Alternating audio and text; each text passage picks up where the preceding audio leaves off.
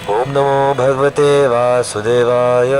ओम नमो भगवते वासुदेवाय। ओम नमो भगवते वासुदेवाय। ओम नमो भगवते वासुदेवाय। ओम नमो भगवते वासुदेवाय।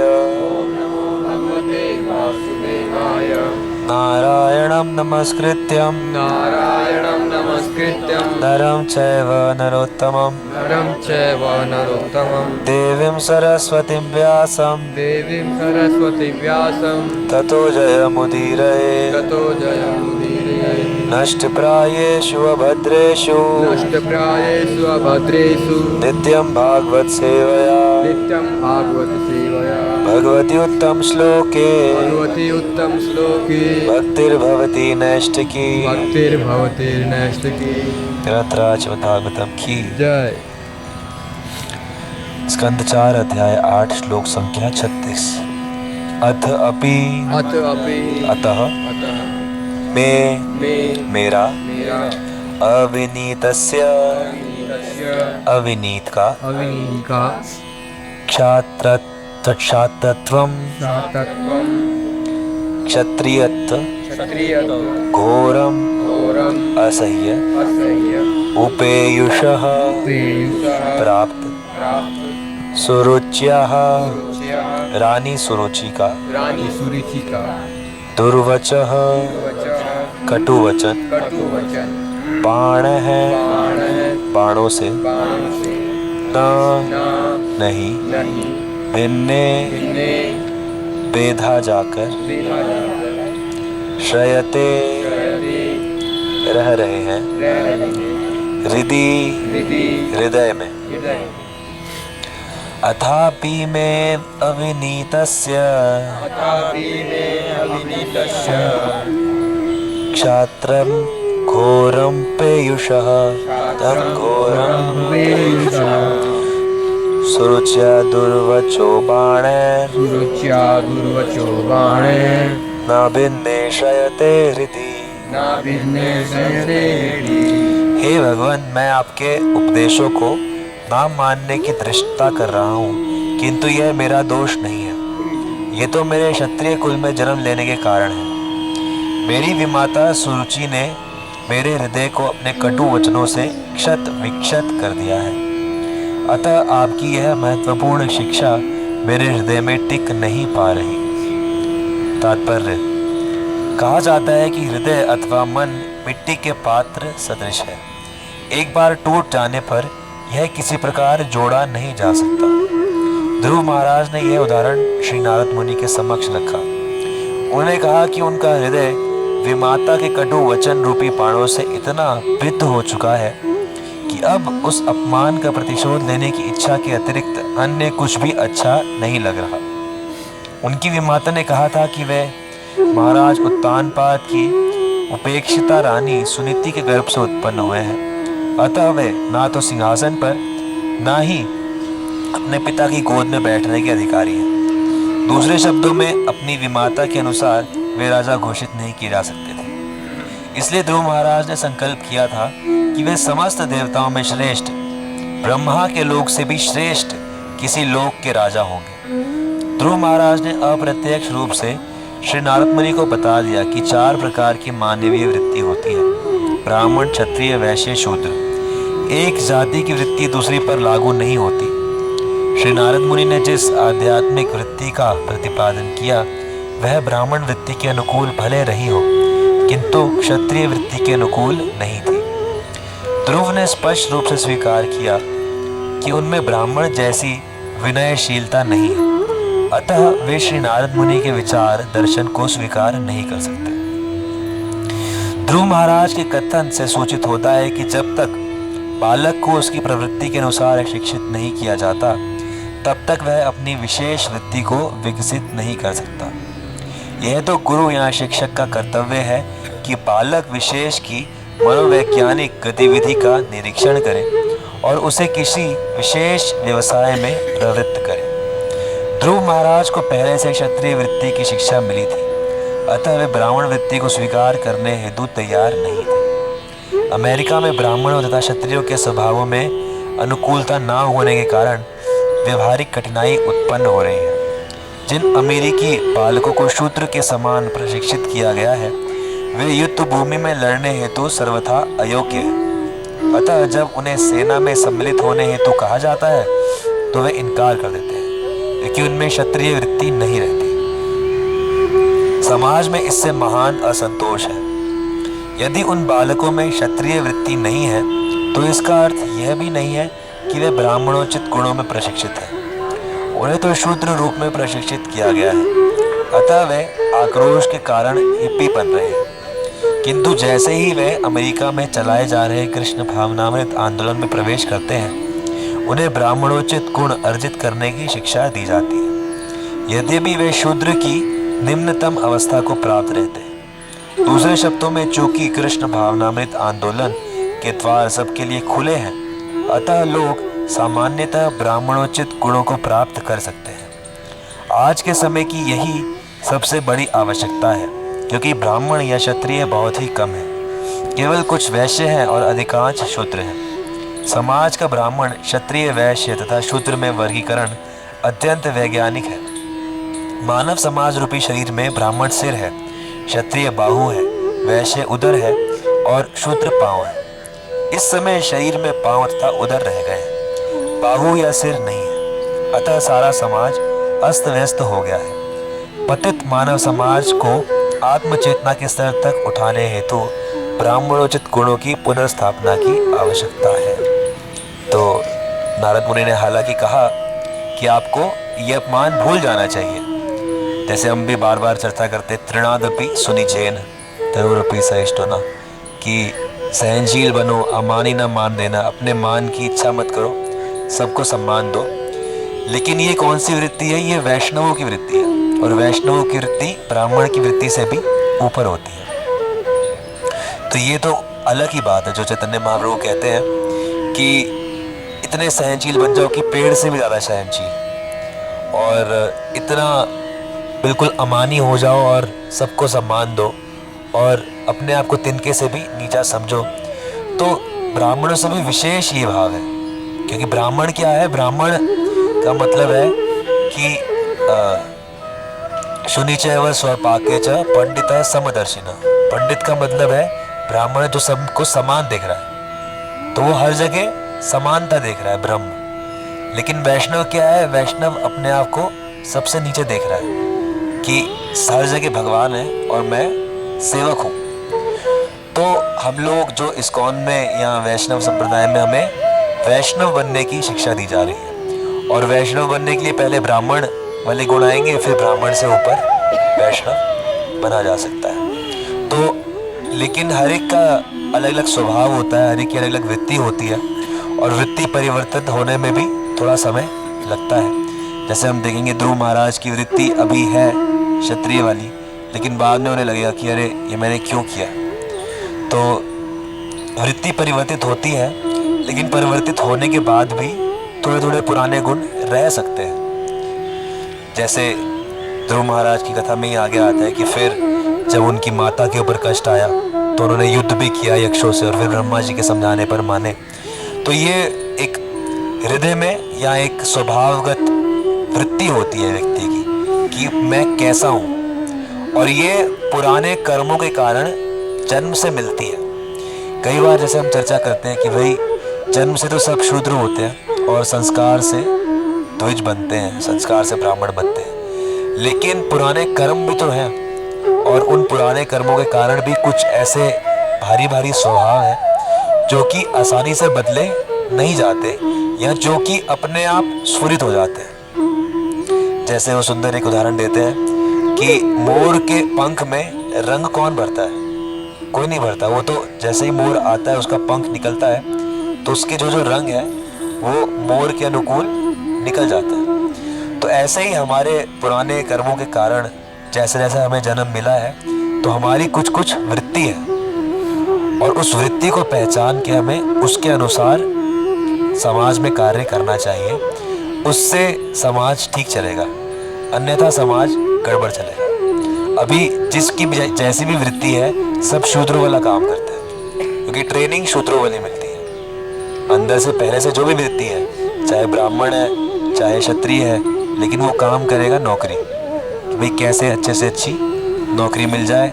नौकरी क्यों मिल जाए? ताकि इंद्रिय तृप्ति चलती रहे। तो शूद्र वृत्ति क्या है कि मेरी इंद्रिय तृप्ति में, मेरे भोग में विघ्न नहीं आना चाहिए।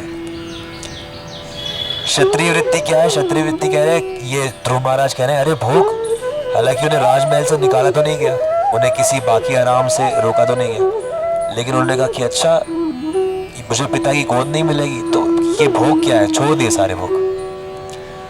ये भोग छोड़ना, एक अच्छा महल, एक अच्छा कमरा जहाँ पे हजारों दास दासियाँ आपके पीछे हैं, और ठीक है कहने को तो आप हो तो राजा के ही पुत्र, तो बाकी सब तो उसी प्रकार से सम्मान करना ही पड़ेगा सबको। तो इतना कुछ छोड़ पाना ये शूद्रों की वृत्ति नहीं है, इसीलिए समाज में कोई कुछ छोड़ नहीं पाता, इसलिए हर चीज़ को लोग पकड़ के रखते हैं, लड़ाई झगड़ा उसके लिए करते हैं। तो क्षत्रिय वृत्ति क्या है? क्षत्रिय वृत्ति ये होती है कि आत्मसम्मान के लिए या समाज के कल्याण के लिए व्यक्ति सारी इंद्रिय तृप्ति छोड़ सकता है, उसमें शौर्य होता है, उसमें वीरता होती है। तो ध्रुव महाराज ऐसी ही वीरता को प्रदर्शित कर रहे हैं कि सब कुछ छोड़ दिया, क्यों? क्योंकि कुछ ऊंचा लक्ष्य प्राप्त करना है। और इससे भी विशेष वृत्ति होती है ब्राह्मण की, कि क्षत्रिय सब कुछ पूरी दुनिया को विजय करके भी एक ब्राह्मण, जैसे बहुत सुंदर उदाहरण रामायण में आता है कि विश्वामित्र और वशिष्ठ जी। तो वशिष्ठ जी जो थे वो ब्राह्मण है और विश्वामित्र क्षत्रिय हैं। तो उन्होंने देख लिया कि इनके आश्रम में कामधेनु गायें, तो उनको लालसा हुई कि मैं ये कामधेनु गाय ले लूँ। एक बार वो विश्वामित्र थके हारे भटक रहे जंगल में और फिर वशिष्ठ जी के आश्रम में आए, तो वशिष्ठ जी ने सेवा करी, तो वो आश्चर्यचकित रह गए कि ऐसा ऐश्वर्य जंगल में कैसे। तो वशिष्ठ जी ने बताया कि ये कामधेनु गाय। तो अच्छा, तो ये मुझे दे दो। नहीं, ये तो आपको कैसे दे दें, ये तो ब्राह्मण की सेवा के लिए मिली है। अच्छा, तो मैं राजा हूँ, मैं इसको बल से ले लूँगा। तो इतनी कोशिश की, पूरी सेना लगा दी, लेकिन जैसे ही वो सेना आती थी तो विश्वामित्र की सारी सेना वशिष्ठ जी के ब्राह्मण तेज के सामने आके हल्की पड़ जाती थी। कोई अटैक कर ही नहीं पाता था, वो अटैक करने से पहले ही या तो खत्म हो जाते थे या हार जाते थे या उससे बड़ी सेना प्रकट हो जाती थी। तो फिर विश्वामित्र जी को लगा कि मुझे भी ब्राह्मण बनना चाहिए।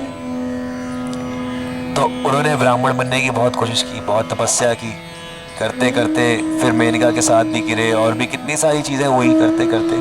फिर अंत में ब्रह्मा जी ने प्रकट होकर कहा कि अरे आप वशिष्ठ जी के पास जाओ और वशिष्ठ जी अगर आपको ब्रह्म ऋषि का आशीर्वाद देंगे तभी आप बनोगे। तो अंत में फिर विश्वामित्र जी को झुकना भी पड़ा, फिर वो ब्राह्मण बन भी गए। लेकिन ब्राह्मण बनने के बाद भी अब जब वो यज्ञ कर रहे हैं तो यज्ञ में विघ्न आ रहे हैं, और उन विघ्नों को रोकने के लिए उन्हें फिर से राम जी के पास ही जाना पड़ा कि नहीं, ये तुम हथियार ही उठाओ। हालांकि अगर वशिष्ठ जी से जैसे वो ब्राह्मण बन गए होते तो फिर तो उनके तेज से ही कोई राक्षस आ ही नहीं पाता। लेकिन क्योंकि उनकी वृत्ति जन्म से कुछ कुछ क्षत्रिय भाव अंदर है हृदय में, तो इसलिए उन्हें क्षात्र धर्म का ही फिर सहारा लेना पड़ता है अपने यज्ञ की रक्षा के लिए। तो इसी से पता चलता है कि समाज को सही सुव्यवस्थित चलने के लिए चारों ही आश्रम, चारों ही वर्ण, ये ब्राह्मण की भी आवश्यकता है, क्षत्रिय की भी आवश्यकता है।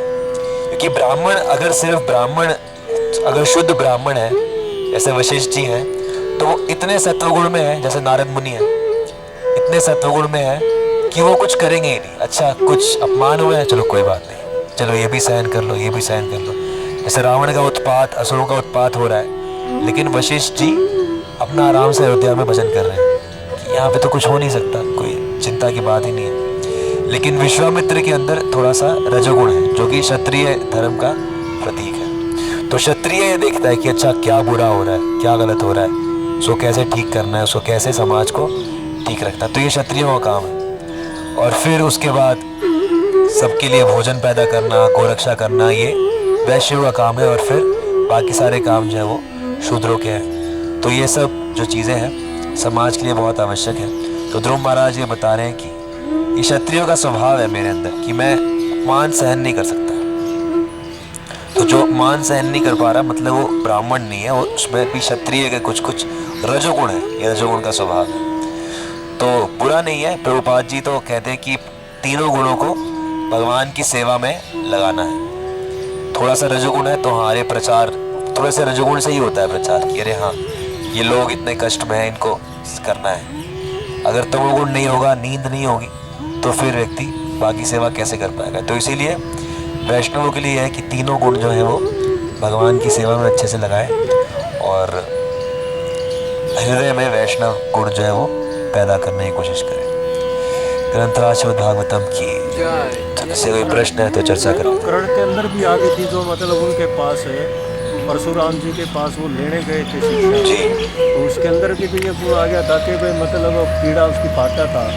वो थी ना, क्षत्रियों में वीरता होती है, शौर्य होता है, तो वो शारीरिक कष्ट बड़े से बड़ा सहन कर सकते हैं, लेकिन अपमान का कष्ट नहीं सहन कर पाते। तो उनकी सहनशीलता एक लेवल तक है कि शरीर का सारा कष्ट झेलने की। कितने कितने उदाहरण है कि कितने कितने क्षत्रियों ने, शिवी महाराज ने अपने शरीर काट काट के चढ़ाते रहे, और मोरध्वज राजा थे, उन्होंने अपना आधा शरीर काट के भगवान को दे दिया। राजा मोरध्वज की कथा आती है। तो ये सब क्षत्रियों का स्वभाव ऐसा है कि वो शरीर की बड़ी से बड़ी पीड़ा सहन कर सकते हैं, ये क्षत्रियों में विशेषता है। और लेकिन अपमान नहीं सहन कर सकते। कोई अगर ललकार दे किसी क्षत्रिय को, तो क्षत्रिय फिर रुक नहीं सकता, उसे युद्ध करना पड़ेगा कि अच्छा ललकारा है, अच्छा यह तो करना पड़ेगा, वहां पर वो नहीं रुक सकता।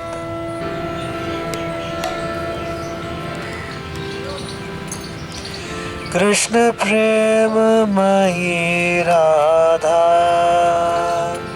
राधा प्रेम मयो हरि। कृष्ण प्रेम मयि राधा, राधा प्रेम मयो हरि। कृष्ण प्रेम मयि राधा, राधा प्रेम मयो हरि। कृष्ण प्रेम मयि राधा, राधा प्रेम मयो हरि। जीवन निधन नित्यम, राधा कृष्ण गतिर्मम। जीवने निधने नित्यं, राधा कृष्ण गतिर्मम।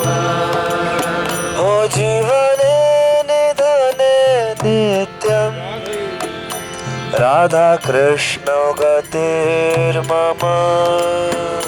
जीवने निधने नित्यं, राधा कृष्ण गतिर्मम।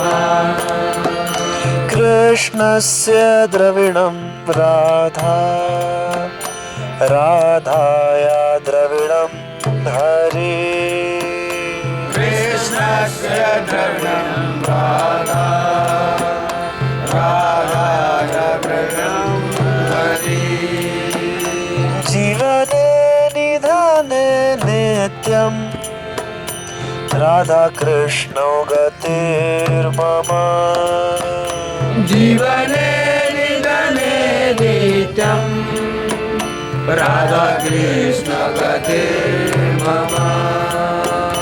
कृष्ण प्राणमयी राधा, राधा प्राणमयो हरि। कृष्ण प्राणमयी राधा, राधा प्राणमयो हरि। कृष्ण द्रवमयी राधा, राधा द्रवमयो हरि। कृष्ण द्रवमयी राधा, राधा द्रवमयो हरि। जीवने निधने नित्यं, राधा कृष्ण गतिर्मम। जीवने निधने नित्यं, राधा कृष्ण गतिर्मम।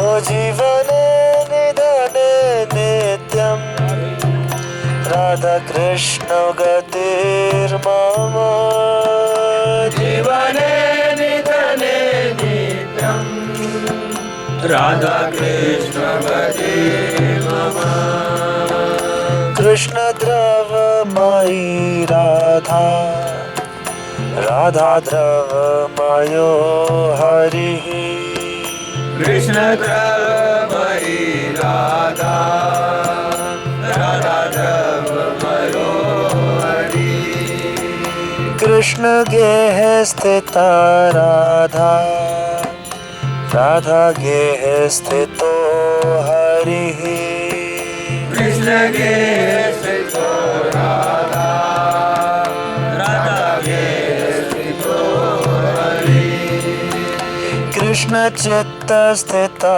राधा राधा चित्त स्थितो हरि कृष्ण चित्त स्थिता राधा राधा चित्त स्थितो हरि जीवने निधने नित्यं राधा कृष्ण गतिर्मम जीवने निधने नित्यम् राधा कृष्ण भजे मम जीवने निधने नित्यं राधा कृष्ण गतिर्मम जीवने निधने नित्यम् राधा कृष्ण गतिर्मम नीलांबरधरा राधा पीतांबरधरो हरिः नीलांबरधरा राधा पीतांबरधरो हरि वृंदावनेश्वरी राधा कृष्ण वृंदावनेश्वरः वृंदावनेश्वरी राधा कृष्ण वृंदावनेश्वर